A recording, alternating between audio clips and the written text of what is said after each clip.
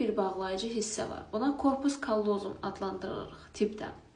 Və bu bağlayıcı hissə impulsların, məlumatın beynin bir payından digər payına ötürülməsində iştirak edir. Nəticədə bizim həm əlimizin, ayaqlarımızın hərəkəti, həm də görməmiz həmrəy şəkildə icra olunur və biz iki gözlə, iki ayaqla, iki əllə bir mənbəni görə bilirik və hərəkət etdirə bilirik.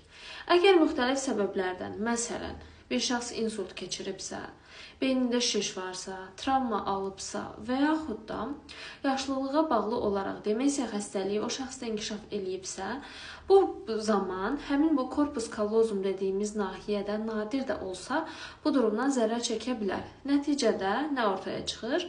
Beynin bir tərəfi ilə digər tərəf arasında rabitə itir. Sanki bir əlimiz, hətta xəstələr belə deyir ki, bu əl mənə aid deyil, sanki hər hansısa bir qüvvə yuxarıdan idarə edir.